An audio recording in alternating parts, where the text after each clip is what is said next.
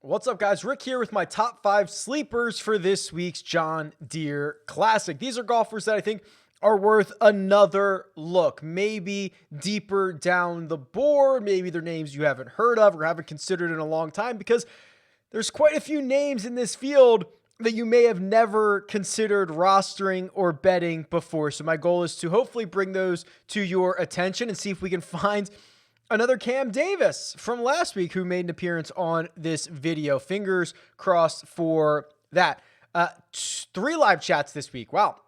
3 p.m. Eastern time on Wednesday. That is your John Deere Classic live chat, ownership, questions and answers, whatever you want. 8:15 p.m. Eastern time is the Jock Market Power Hour, also Wednesday evening. That's all things stock market DFS. And then the Cut Sweat show will happen on Friday. It's currently scheduled for, I believe it's 4 p.m. Eastern time on Friday. That is certainly subject to change, so make sure you're subscribed and you get the notifications when I go live so that you do not miss it. Okay, my sleepers for this week. Let's go.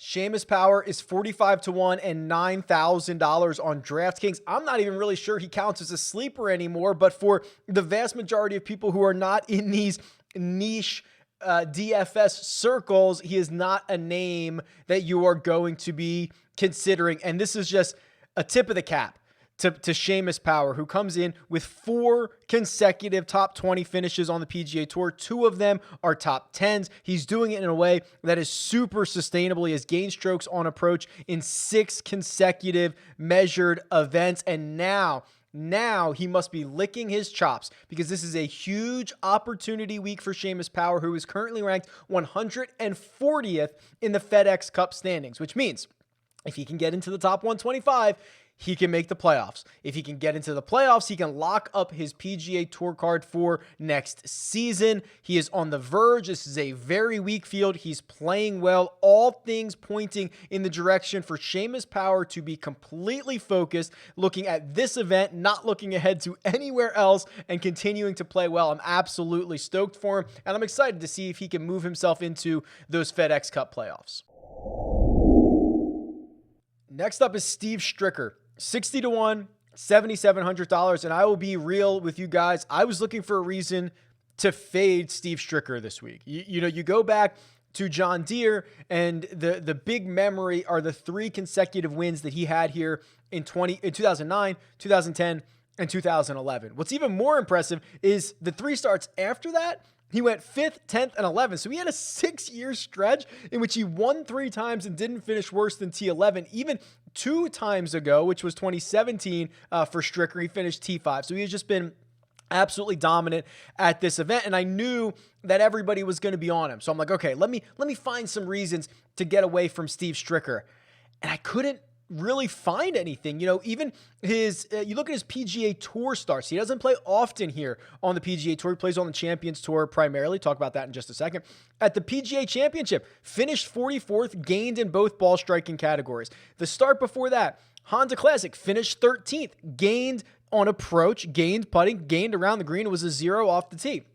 Players Championship, missed the cut, but didn't play poorly. He lost to 1.7 strokes putting. Not a big deal for a guy who's one of the great putters. His last 5 starts on the PGA Tour have earned him his last 6 starts on the PGA Tour have earned him 5 made cuts and 2 top 15 finishes. And then you look at what he does on the Champions Tour, which I completely get is an entirely different animal, just coming off of a major championship victory 2 weeks ago. The senior players, he won that. He hasn't finished worse than 11th in his last 9 starts. He has played 11 times.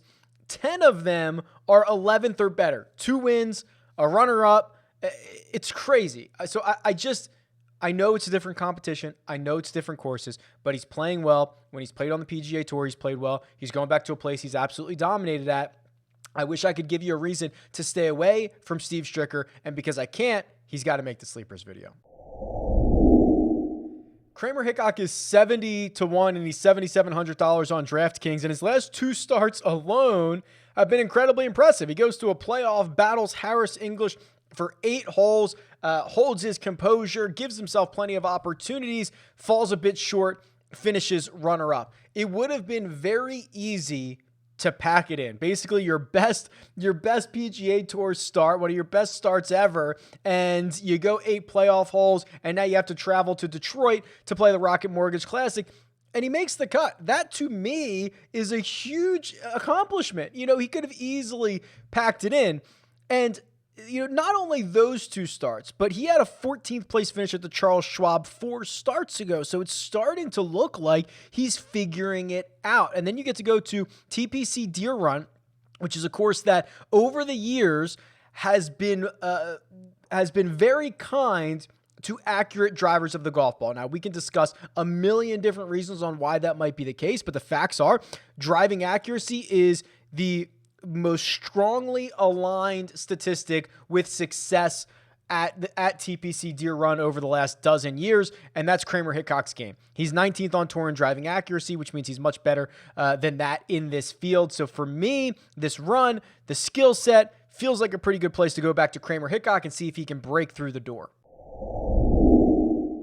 Adam Long is 125 to 1, and he is $6,500 on DraftKings, and he is the ultimate popper. If you are looking for someone with a high floor, some semblance of consistency, Adam Long is not your guy. He's missed his last 2 cuts. Before that, he had 2 top 25s. He missed 5 cuts before that. Then he had a top 25. Missed a cut before that, had a top 25. I mean, that it's seemingly one or the other for Adam Long. Now, the good news is when you take him to TPC Deere Run, he can lean on the driver a little bit. Very accurate, 30th on tour. The putter is not great, but it is one of his strong suits, 79th on tour, which again in this field, probably half of that. And I think when you get an opportunity week, a week where anybody can win this golf tournament because it's wide open and it's a weak field before a major championship, at least Adam Long has a PGA title under his belt and has felt that pressure before.